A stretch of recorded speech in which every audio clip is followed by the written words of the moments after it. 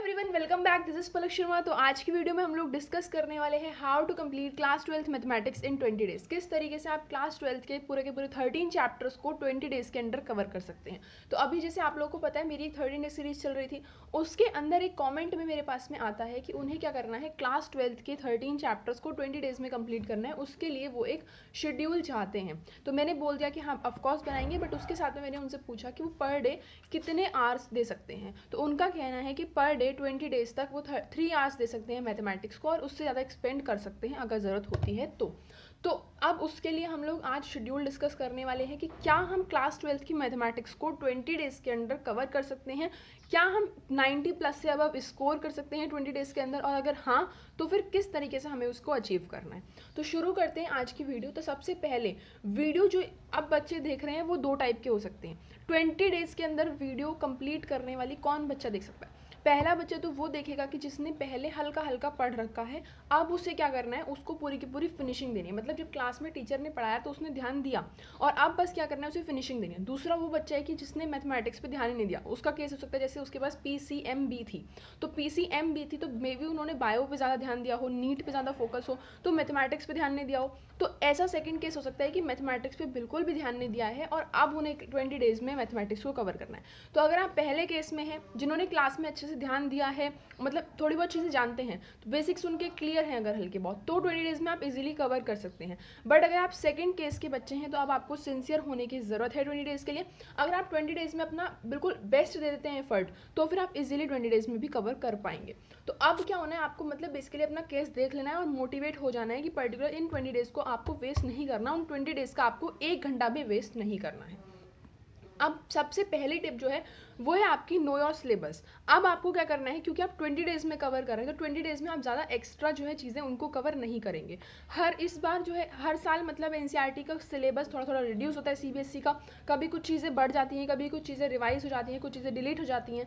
तो आपको क्या करना है, सबसे पहले CBSE के साइट पर जाना है, वहाँ से अपना सिलेबस निकालना है। जो जो टॉपिक्स डिलीट हो चुके हैं उन पर बिल्कुल भी ध्यान नहीं देना है। जो टॉपिक न्यू एडअप हुए हैं उनको देखना है, जो टॉपिक अब आ रहे हैं उनको अपना पर्टिकुलर टिक कर लेना है NCERT के एक्सरसाइज के अंदर।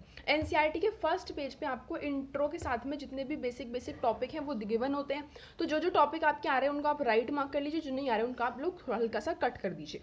तो सबसे पहला जो काम है आपका वो है नो योर सिलेबस। आपको पता होना चाहिए कि आपको कितना पढ़ना है, कितनी क्वांटिटी आपको ज़रूरी है 20 डेज के अंदर लगाने के लिए।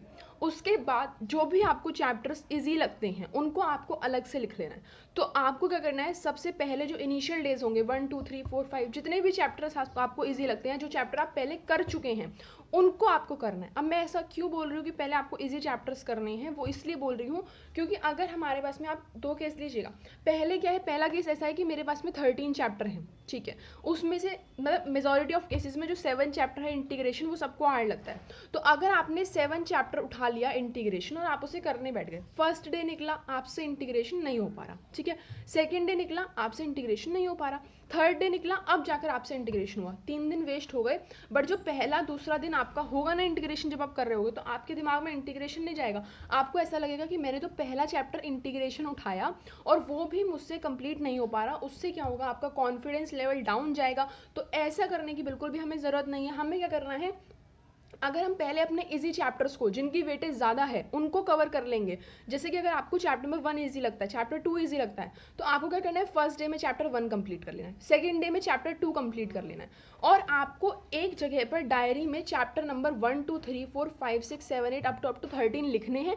एंड जब जब आप चैप्टर को कंप्लीट करते जाए उनको कट ज़रूर करना है। ये एक बहुत ही इंपॉर्टेंट काम है। आपको लग रहा होगा ये मैं क्या बता रही हूँ, बट लेकिन इससे क्या होगा, बहुत एक अच्छी वाली फीलिंग आपको आएगी। जब आप पर्टिकुलर चैप्टर आकर के कट करेंगे तो आपको एक मतलब लगेगा हाँ कंप्लीट हो गया मेरा चैप्टर नंबर 2। तो आपको ध्यान देना है कि इजी चैप्टर्स जिनकी वेटेज ज़्यादा है वो आपको कंप्लीट करने हैं, और एक पर्टिकुलर आप लिख लें चैप्टर्स को एक्सरसाइज वाइज और उनको फिर कट करते चलें, तो ये और भी अच्छा आपके लिए रहेगा। फिर आपका आता है कंप्लीट योर NCERT थोरोली। सबसे पहले क्योंकि आप 20 डेज में अब चीज़ों पे आ चुके हैं, तो 20 डेज में आपको क्या करना है, अपनी NCERT को कंप्लीट कर लेना है। हर चैप्टर की हर एक्सरसाइज बेसिकली तो फोकस करिए आप लोग एग्जाम्पल्स पे, मिसलेनियस एग्जाम्पल पे, मिसलेनियस एक्सरसाइज पे NCERT को थोरोली कंप्लीट कर लीजिए। उसके बाद में जब आप अभी 20 डेज में NCERT को कंप्लीट कर रहे हैं तो एक चीज़ का ज़रूर ध्यान रखिएगा कि आप एक सेपरेट नोटबुक बनाएं। उसमें क्या करना है आपको, जैसे आप एक्सरसाइज नंबर 1.1 कर रहे थे, अब उसके अंदर आपने फर्स्ट क्वेश्चन करा, आपको पता चला कि फर्स्ट क्वेश्चन इस तरीके से करना है, तो आपको हल्का हल्का हल्का हल्का उसे लिख लेना है। सेकंड क्वेश्चन आपने करा इसी तरह, अगर आपको सेकंड क्वेश्चन फर्स्ट के तरीके का मिल रहा है तो आप ज़्यादा नहीं उसे सॉल्व करिए, आप सिर्फ उसका मेथड देख लीजिए। पूरी कैलकुलेशन में आप लोगों को पेपर में जाना है सीधे, ठीक है, ज़्यादा कैलकुलेशन में आपको इन्वॉल्व नहीं होना। सेपरेट नोटबुक जो आप बनाएंगे उसके अंदर आप क्या करेंगे, हर क्वेश्चन का हल्का हल्का हल्का हल्का हिंट लिख लेंगे, जिससे जब आप पेपर में आएंगे और अगर पेपर में आपको कम टाइम मिलता है, कम आपके पास में डेज हैं, छुट्टियां कम है पेपर के अंदर, तो आप क्या करेंगे उस वक्त पे, अगर पेपर के अंदर छुट्टियां कम होंगी तो आप सिंपल अपनी उस नोटबुक को खोलेंगे, एनसीईआरटी को खोलेंगे और आप उन दोनों को क्वेश्चन आंसर देख पाएंगे। अगर आप उस वक्त पर सोचेंगे कि मैं एनसीईआरटी को फिर से लिख के प्रैक्टिस करने वाला हूँ या करने वाली हूँ, तो वो बहुत ही गलत डिसीजन होगा। आप अभी कर रहे हैं एनसीईआरटी को थोरोली करिए एंड साथ के साथ में एक छोटी सी नोटबुक जरूर मेंटेन करिए। उस वक्त जब आप देखेंगे ना इतना ज़्यादा प्रेशर होता है, अगर छुट्टियाँ कम हुई मैथ्स के पेपर में आपकी, मतलब किसी भी ईयर की मैं बात कर रही हूँ, अगर छुट्टियाँ कम हुई मैथ्स के पेपर में तो फिर आपको प्रॉब्लम हो सकती है। आप एनसीईआरटी के हर क्वेश्चन को उस दिन नहीं कर पाएंगे, उस दिन आपको एक सेपरेट नोटबुक की ज़रूरत पड़ेगी ही पड़ेगी। तो इसलिए आप जब एनसीईआरटी को करें एक सेपरेट नोटबुक ज़रूर बना लें। उसके बाद में आपको क्या करना है, एक चीज़ का और ध्यान रखना है। ज़्यादातर बच्चे क्या करते हैं, जितने भी इजी टाइप के क्वेश्चन उन्हें लगते रहते हैं उनको करते रहते हैं। जैसे आपने कोई भी पर्टिकुलर एक्सरसाइज खोली, उसमें आपको फर्स्ट क्वेश्चन इजी लगा, सेकंड क्वेश्चन इजी लगा, थर्ड क्वेश्चन इजी लगा, तो आप फर्स्ट के सारे पार्ट कर दोगे। सेकंड क्वेश्चन इजी लगा तो सेकंड के सारे पार्ट कर दोगे। ऐसा नहीं करना है आपको। कोशिश करिए कि अगर आपको एक ही तरीके के क्वेश्चन मिल रहे हैं, आप टाइम तो कम है 20 डेज़ के अंदर, तो 20 डेज़ के अंदर अगर आपको एक ही तरीके के 5-6 क्वेश्चन है तो आप उनमें से कोई भी 3 ट्राई कर लीजिए, कोई भी 2 ट्राई कर लीजिए। बट ऐसा नहीं कि आप पूरे के पूरे ट्राई करे जा रहे हैं। पूरे के पूरे अगर आपको ईजी लग भी रहे हैं तो भी आपको ट्राई नहीं करनी है। जितनी आपको एफिशिएंसी है, जितनी आपके पास में टाइम है, जितना आप दे सकते हैं उतना आप यूटिलाइज करिए।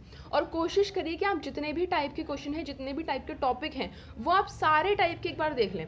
मैं क्या कहना चाह रही हूँ, मैं ये कहना चाह रही हूँ कि अगर आपके पास में पहला क्वेश्चन ए टाइप का है, आपका फर्स्ट क्वेश्चन ए टाइप का है, सेकंड क्वेश्चन बी टाइप का है, इस तरीके से थर्ड क्वेश्चन सी टाइप का, फोर्थ क्वेश्चन डी टाइप का, फिफ्थ क्वेश्चन ई टाइप का, तो अब आप देख रहे हो कि सारे क्वेश्चन डिफरेंट टाइप्स के, तो आपको एक बार सारे क्वेश्चंस को ट्राई कर लेना है, क्योंकि एग्जामिनर आपसे कोई भी क्वेश्चन पूछ सकता है। अगर एग्जामिनर ने आपसे सोचा कि हम लोग फर्स्ट चैप्टर से थर्ड टाइप के क्वेश्चन पूछ लेंगे और आपने क्या करा है, आपको फर्स्ट टाइप का क्वेश्चन इजी लग गया था तो आपने क्या करा, सारे क्वेश्चन फर्स्ट टाइप के कर दिए। बट एग्जामिनर ने अगर आपसे थर्ड क्वेश्चन पूछ लिया, फिर आपको पता है कि हालत खराब हो जानी पेपर के अंदर।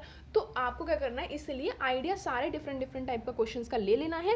एंड ऐसा नहीं है कि आप सिर्फ इजी पे अटक गए, या आपने कोई एक टफ क्वेश्चन देख लिया कि सेकंड क्वेश्चन टफ लग रहा है, अब तो इसे करके ही छोड़ना है मेरे को, तो ज़्यादा टफ लग रहा है, ज़्यादा मतलब बहुत ज़्यादा हाई लेवल का क्वेश्चन है, वो आपको पता है एग्जाम में आना भी नहीं है, तो उस चीज़ पे आपको फोकस नहीं करना है इस लास्ट 20 डेज में। एंड साथ के साथ में आपको ज़्यादा इजी पे भी नहीं चिपक जाना है। अब देखो क्या करना है, अब आपको सबसे जो मोस्ट इंपॉर्टेंट टिप है वो है आपकी टाइम टेबल की। अब आप इसमें जितने भी मतलब आप सीरियस होना बहुत इंपॉर्टेंट है, एंड 20 डेज़ के लिए आपके पास में टाइम टेबल होना बहुत ज़्यादा इंपॉर्टेंट है। टाइम टेबल आप चैप्टर वाइज और एक्सरसाइज वाइज बनाइएगा। देखिए सबसे पहले आप क्या करेंगे, अपने जितने भी चैप्टर्स हैं 1 2 3 4 अप टू 13 मेंशन कर लेंगे। एक छोटी सी डायरी ले लीजिए, आपकी स्कूल की डायरी मिली होगी आप लोगों को, उसमें आपने कुछ किया तो है नहीं, होमवर्क वगैरह तो आपको लिखते नहीं क्लास 12th के अंदर, तो आपको करना है उस डायरी को उठाना है, उस डायरी के अंदर अपना कोई भी फर्स्ट पेज खोलिए, उसके अंदर 1 to 13 तक सारे चैप्टर्स मार्क कर लीजिए। अब आप अपने डेट वाइज 20 तक डेट मार्क करिए, तो 1 2 3 4 अप टू 20 जो भी आपकी डेट्स हैं, मतलब 20 डे आपके हो गए। डेट मार्क करनी, अगर आप 2 Feb से स्टार्ट करें तो 2 से स्टार्ट करिएगा 20 डेज। तो इस तरीके से आपको 20 डेज मार्क कर लेना। अब आपको देखना है कि इनमें से मेरे को कौन कौन से चैप्टर बहुत अच्छे से आते हैं। जो चैप्टर आपको बहुत अच्छे से आते हैं उनको आप स्टार्टिंग के डेज में कर लेंगे। जो चैप्टर आपको फिर एवरेज में आते हैं उनको आप बीच के डेज में करेंगे। जो चैप्टर आपको सबसे हार्ड लगते हैं उनके आप लोग लास्ट डे में करेंगे। अब इसमें आपको क्या फॉलो करना है कि जो चैप्टर आपको इजी लगे उसको अगर आप एक दिन में कंप्लीट कर पाएँ तो ज़रूर करिएगा। एवरेज चैप्टर को 2 डेज़ में कंप्लीट करिएगा, हार्ड चैप्टर को 3 डेज़ आप दे सकते हैं। तो उस हिसाब से जो आपने 1 से 20 तक यहाँ पे डेट मार्क करी थी, 1 से 13 तक यहाँ पर आपने चैप्टर मार्क किए थे, तो उस हिसाब से आपने उन चैप्टर्स को डिस्ट्रीब्यूट कर दिया।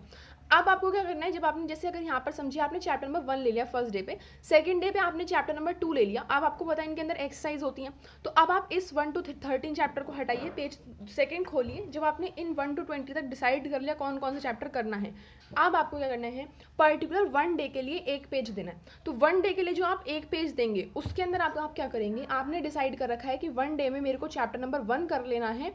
उसके अंदर अब आप इसमें अपना टाइम मेंशन करिए कि सुबह अगर मैं 9 बजे से पढ़ने बैठता हूँ या बैठती हूँ, 9 से 10, 10 से 11, 11 से 12, 12 से 1 जितने भी घंटे आपके पॉसिबल हैं, या आप बिल्कुल बहुत ही मतलब सीरियस हो चुके हैं और आप हर दिन में 10-10, 11-11 घंटे दे पा रहे हैं मैथमेटिक्स को, फिर तो बहुत ही अच्छी बात है। 3 घंटे आप दे सकते हैं, 3 घंटे से ज़्यादा दे सकते हैं, ट्राई करिए आप मतलब थोड़ा ज़्यादा दें 3 घंटे से। तो आप जितने भी टाइम दे पा रहे हैं उनको आप लोग मेंशन कर लीजिए। अब अगर चैप्टर नंबर 1 में मेरे पास में एक्सरसाइज है, अगर सपोज करिए चैप्टर नंबर 1 में हमारे पास में एक्सरसाइज है 1.2 है, 1.3 है, 1.4 है और एक मिसलेनियस हो जाती है, तो 4-5 एक्सरसाइज है। तो आप एक एक घंटे में एक एक एक्सरसाइज को ले जाइए। तो आप क्या करेंगे, इस एक्सरसाइज को हम लोग एक्सरसाइज 1.1 कर लेंगे, एक्सरसाइज 1.2 कर लेंगे। और ज़रूरी नहीं है कि अगर 1.1 आपको इजी लग रही है तो आप पूरा 1 घंटा दें उसको, आप उसको हाफ एन आवर दे दीजिए, मिसलेनियस में आप आधा घंटा और ऐड कर लीजिए। तो इस तरीके से आपको क्या करना है, किसी किसी दिन आप 1-2 घंटा और ऐड कर दीजिए जब आपके पास में एक्सरसाइज ज़्यादा है, या आपको लगता है कि और ज़्यादा टाइम की ज़रूरत है मेरे को, तो आप और एक्स्ट्रा ऐड कर लीजिए। अगर आपको लगता है कि टाइम मेरा कम पड़ रहा है, कि मतलब 9 से 10, 10 से 11 में, जैसे चैप्टर नंबर 2 है, बहुत छोटा चैप्टर है, आपने जल्दी कर लिया, तो अब क्या करना है आपको, उतने बचे हुए टाइम में चैप्टर नंबर 3 आप अपना नेक्स्ट डे का जो है वो मतलब ला दीजिए। तो ऐसा पर्टिकुलर टाइम टेबल आप लोग अगर बनाते हैं तो बहुत आपके लिए यूजफुल होगा। इस वक्त मैंने कोई टाइम टेबल पीपीटी में शेयर नहीं किया है, वो इसलिए नहीं किया क्योंकि मेरे को नहीं पता आपको कौन सा चैप्टर सबसे ज़्यादा ईजी लगता है, या आपको कौन सा चैप्टर सबसे ज़्यादा हार्ड लगता है, कौन सा चैप्टर आपका प्रिपेयर है, कौन सा चैप्टर में आपको कितना टाइम लगेगा। हर बच्चे की एफिशिएंसी अपनी अलग अलग होती है, तो उसके लिए मैंने आपको टाइम टेबल बनाने की सबसे इंपॉर्टेंट, सबसे बढ़िया ट्रिक आपको दी है। आप इसे फॉलो करिएगा और मुझे ज़रूर बताइएगा कमेंट सेक्शन में कि आपको ये ट्रिक कैसी लगी। ठीक है, आप देखिए यहाँ पर हम लोग क्या करा, मैंने आप लोगों को, अगर आपके पास में पॉसिबल होता है तो लास्ट के 10 ईयर ज़रूर एनालाइज करिएगा। अगर आपको टाइम मिला 20 डेज़ में, मुझे पता नहीं अब इस वक्त में 20 डेज़ क्यों मांग रहे हैं मैथमेटिक्स के, क्योंकि अभी पेपर में आपका थोड़ा सा टाइम है। तो 20 डेज़ में जब आप इस सीरीज़ को पूरा कर लेंगे, 20 डेज़ में आपकी एनसीईआरटी एकदम मतलब बिल्कुल बढ़िया से ग्रिप बन चुकी है आपकी एनसीईआरटी के अंदर। अब आपके पास में टाइम बच रहा है अगर, तो प्लीज़ ट्राई करिएगा कि प्रीवियस ईयर क्वेश्चन आप लास्ट 10 ईयर्स के कर लें।